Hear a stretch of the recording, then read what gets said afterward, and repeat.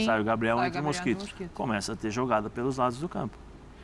Deixa eu Por saber um lado só, né? Pelo lado. Mais por um lado que pelo outro. O lado Sim. esquerdo do Sim, Corinthians era um deserto, né? Sim, mas começa a ter a jogada. Sim. Né? Começa a ter jogada. Cruzamento, a bola passa. Cruzamento, a bola passa. Quando o Jô entra, fica já um pouco diferente. Ô, Dani. É evolução, eu acho que é a evolução do exatamente Silvio. isso, Zé.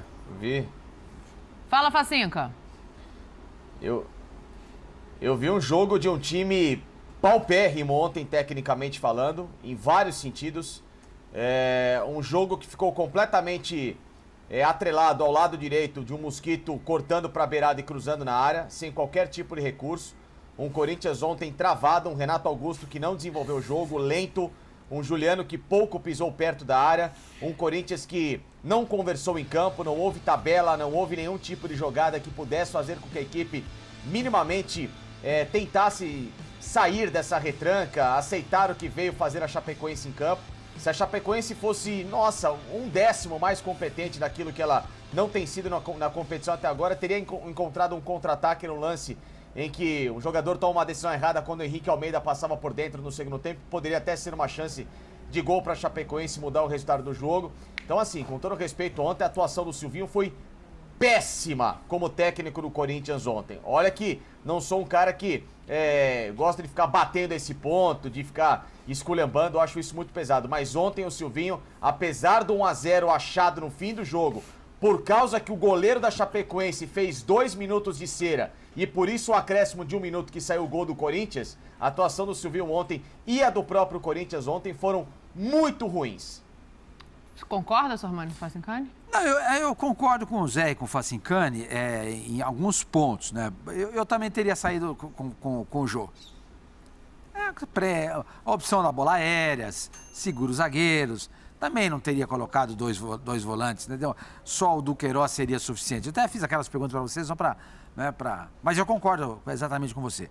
Mas eu acho que o grande problema aí, que eu vejo, Facinca e Zé e amigos, eu acho que o problema é individual. Os jogadores não jogaram nada. A partida do Juliano foi terrível. Terrível. Idem pro Renato Augusto, que ainda tem uma desculpa de que estava jogando fora de posição. Fora de posição, né? O Roger Guedes, não, a única vez que você notou o Roger Guedes no jogo foi quando ele fez o gol. Isso é verdade. Os jogadores do Corinthians que tinham que jogar bola, porque o papel do treinador, ele vai até a página 3. Dali pra frente, com os jogadores em campo. Os caras não estavam jogando bem. Estavam jogando muito mal. O próprio GP não estava bem. O Mosquito entra, o time melhora. Eu acho que esse menino não pode ser esquecido do jeito que ele é. Ele deveria entrar mais vezes. Então, eu acho que a má atuação do Corinthians ontem, ou a dificuldade que o Corinthians encontrou no jogo de ontem, para mim, passa muito mais pela atuação ruim dos jogadores do que do Silvinho, que também teve suas culpas. Tem uma situação assim que eu acho que é notória, né? Por exemplo, o GP. Você está jogando contra a Chapecoense, que vai povoar o meio-campo, vai preencher os espaços. Pra tentar Qual é a movimentação do GP? Perna esquerda, lado contrário. Vai vir por dentro. Então, eu chegando por dentro, eu vou fechar você, é o primeiro volante. Eu vou bater de frente com você. Aí o Fagner passa, o lateral está batendo de frente com o Fagner. Então, tem algumas coisas, por exemplo, entra o Mosquito. O que muda? O movimento não é para por dentro, o movimento é para fora. E aí você tem 1 contra 1. O Mosquito deu o cartão pro Henrique, mas o Mosquito... Jogada. E o outro cara que entrou também. O outro já tinha dado duas pancadas, fez 2 faltas no Mosquito. Então, o movimento muda. O movimento mudando, puxando o fundo, você muda todo o sistema de marcação. Então, você tira os jogadores da Chapecoense da zona de conforto e você passa a encontrar os espaços. E aí entra o que o seu Sormani falou. Uma mobilidade maior, arriscar uma jogada individual. Talvez o GP não está dando aqui pelo lado direito, joga ele para o lado esquerdo. Né? Traz o Renato Augusto para cá, joga o Roger Guedes lá na zaga. Você não precisa ficar jogando o tempo todo com o Renato Augusto lá. Você tem essa possibilidade de fazer as mudanças. Roger, vai lá no meio, deixa o Renato um pouquinho mais atrás. Renato, pega a bola nos pés dos volantes, tenta jogar. O Juliano teve dificuldades porque os espaços onde ele poderia fazer as penetrações que ele está acostumado. Mas você não acha que essa leitura, tô fazendo um advogado Silvinho aqui. Você não acha que essa leitura tem que passar pelos jogadores em campo? Porque o campo é tão grande, não é que nem uma quadra de basquete. Mas hoje em dia existe toda a questão do comprometimento tático, de você ouvir, né? Você vai ter que mexer durante o jogo. Primeiro, você não tem pedido de tempo no futebol. Porque se você tivesse, o treinador chama todo mundo, gente, é o seguinte, isso, faz isso, eles estão fechando aqui, não tem essa possibilidade. O campo é grande. O cara que está lá do outro lado, ele não te escuta. Às vezes o cara que está na sua frente também. O Zé pode falar melhor sobre isso. Eu acho que essa iniciativa, eu volto a dizer, para mim, o grande problema do Corinthians ontem foi a atuação ruim dos jogadores. Então, mas aí vou te fazer uma provocação, já que você está falando do Silvinho. Aí se o Renato volta para a posição dele, porque ele acha que vai jogar melhor ali, o Roger Guedes não entra, vai ficar um buraco lá na frente. Sim, mas isso é questão de os jogadores conversarem em campo. Não, mas isso daí pode ser pré-estabelecido também, Cícero. Porque, então assim, isso. O treinador, ele já prevê todas as situações possíveis. Né? Então, assim, deveria, né? Não, deveria, mas ele normalmente, ele já, se ele não faz isso, tem os 2 auxiliares que fazem, que alertam, que tem esses dados para justamente mostrar para ele quais são os caminhos da vitória. Sim. Então, assim, já é notório, como eu falei, a previsibilidade da equipe do Corinthians. Então, assim, os corredores para onde o Juliano ia passar, a Chapecoense fecha. Ele não tem mais onde passar. Quantas inversões nós tivemos da possibilidade do Juliano entrar nas costas ali do Renato Augusto? Não teve, porque o Renato Augusto saía. Então, assim, os números do jogo. Claro que, né, eu sei que são coisas diferentes, 810 né? A análise passes, que a gente tem. Sim. A gente tem até a tela aí. Eu quero ouvir vocês. E eu quero ouvir o Pedro também. Fala pra teste, são poucos. Teste. Acho que ele está falando para teste ainda. O Pedro está liberado? Não, o Pedro ainda não está liberado, então. Mas joga a tela aí pra gente, por favor. Liberou o Pedro, eu gosto assim, é ao vivo. Bota a tela, então, eu quero ouvir o Pedro pra gente... Problema técnico de vez em quando irrita quem tá em casa. Eu entendo. Pedro Ivo Almeida, você tá ouvindo bem? Você consegue participar agora? Senão eu jogo aqui na mesa e você entra quando der. Faz um sim ou não pra mim aí. Vambora, então vamos nessa. Ó, a gente tá com os números aí na tela. E aí a gente tem a posse de bola, quase 80%, os passes certos que o Zé destacou, que são 676, né? Eu estou enxergando direito? Chutes no gol, na verdade, são poucos no gol. 18 chutes e 5 no gol. Em torno do gol, né? Sim. Digamos assim. São 13 fora e 5 dentro. Não, travado. E aí, pois é, então, escanteio, cruzamento, Pedro. O que você acha que faltou, então? Foi criatividade ou foi efetividade? Como é que você desenha esse Corinthians ontem? Falta um trabalho coletivo, Dani. Eu entendo o ponto do Sormani quando ele defende que não é só uma situação de Silvinho. Tem os jogadores que não compreendem, não executam exatamente. Só que o jogador, cada vez mais, ele está condicionado a executar o que ele treina durante 8 dias. Qual clube hoje no Brasil tem 8 dias para se preparar para um jogo? Nenhum. 8 dias numa semana, 7 dias na outra, 6 dias na semana anterior. O Corinthians vem tendo isso.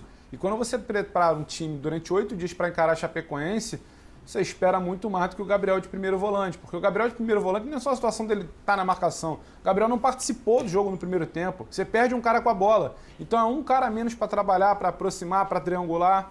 Sabe, isso tudo que você falou que a gente não conseguiu ver, é um cara a menos para trabalhar com a bola, para furar essa retranca. Você precisa abrir o campo. O que você faz? Você escala um volante que não participa com a bola, que passa a bola para o lado e para trás. Ele não chega, ele não aproxima. Então você perde um jogador. Eu acho que, a meu ver, tem a culpa do Silvinho nisso. Silvinho não executa um plano para abrir a defesa do Cuiabá. Se tivesse com o Jô lá na frente, ou se tivesse com 2 caras abertos abrindo bem o campo para tentar o outro jogarem por dentro, isso teria a ver com o Silvinho. Aí os jogadores não vão bem, como pontua o Sormani, porque não conseguem executar um plano de jogo que não foi treinado. Então acho que tem um pouco dos dois. O Silvinho não monta um plano adequado. Acho que o Zé detalhou bem isso, né? A questão do pé. Você tem que trocar o jogador, porque o Gustavo Pereira vem por dentro. Então vai bater na marcação que está ali plantada da Chape. Aí você bota o Mosquito para abrir o campo. Ele está corrigindo uma rota que ele já deveria ter pensado durante esses 8 dias. Então, para mim, tem a ver com o trabalho de Silvinho. Passa também pela não execução, vamos dizer assim, dos jogadores, mas porque não tinha um plano exato ali. Teria que ser uma coisa muito intuitiva. O jogador ia pegar a bola e tentar fazer alguma coisa, que não acontece. Então, acho que é um pacote, né? Agora, coletivamente, o Corinthians é muito pobre. 8 dias para jogar contra a Chapecoense. Quantos treinadores não queriam 8 dias com esse elenco do Corinthians para tentar alguma coisa nova? E a cada semana é isso, 6 dias, 8 dias, não evolui, não apresenta nada. Então, assim, a gente começa a pensar o que o Silvinho pode entregar para esse time ainda. Pois é, e sem contar o seguinte, Pedro. Fala, Facinca, vai você. Por exemplo, ontem ele tinha no banco de reservas o garoto lá, o Reginaldo, porque o Piton ainda está em fase de transição, coloca para jogo. Põe para ver se é um lateral que vai ser mais agudo que o Fábio Santos, que passou o jogo ontem travado, que não desenvolveu absolutamente nada.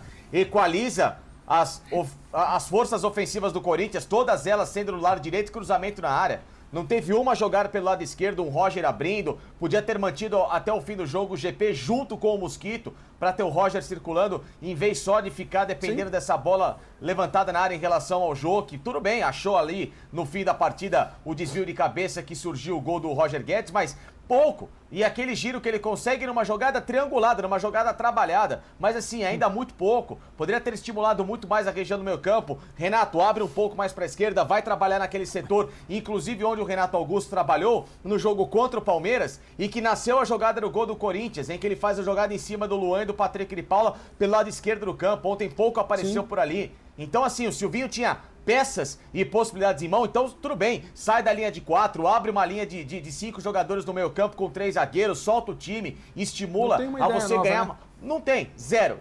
A versatilidade do Corinthians com o Silvinho é zero. Ele tira A por B, são sempre as mesmas trocas e o Corinthians não consegue encontrar uma versatilidade, mesmo já tendo um elenco minimamente capaz de jogar um pouco melhor. Rapaz, o que tá acontecendo então, que eu tô sentindo aqui o clima de vocês e no Twitter, é que a batata do Silvinho tá assando, pra falar o português bem claro aqui. Olha essa mensagem aqui. Eu vou te passar a palavra, mas olha essa mensagem aqui do Ricardo Santos. O Corinthians venceu pela individualidade dos jogadores. Ele sintetizou tudo que vocês falaram aqui. Mudança tática, você tá no outro lado, mas os três aqui foram nessa linha. Eu imputo mais aos jogadores o jogo ruim de ontem do que ao Silvinho. Mas olha aqui, ele fala o seguinte: mudança tática só pode estar de sacanagem. 4-1-4-1, não importa o adversário nem a escalação. Escalou mal o Gabriel, inventou Renato Augusto de 9, time desorganizado, sem triangulação, deserto de ideias táticas. Foi a torcida, então, que ajudou ontem? Porque se nem o Roger Guedes estava bem e ele acha um gol aos 52... foi empurrado pela torcida. A torcida foi muito importante, né? Durante o jogo, apoiou o tempo todo. Bom, enfim, é a característica da torcida do Corinthians. O que eu acho é o seguinte, olha, nós tivemos 100 minutos de jogo. Sim. Tá? 80% do tempo, a bola ficou com o Corinthians. Tá? Isso significa que 80 minutos a bola teve de posse do Corinthians. O Corinthians chutou a gol, deixa eu ver aqui, tava vendo aqui. 18 vezes, 5 no gol. Acertou 5. Né? Tá, 18 vezes. Significa o quê? O Corinthians estava a gol a cada 5 minutos. A cada 5 minutos, o Corinthians estava uma bola no gol. Tá? No primeiro tempo, foram 9 cruzamentos. 6 cruzamentos, perdão. No segundo tempo, no desespero, 29. Sim. 29. Eu acho que passa pelo treinador, eu concordo com vocês.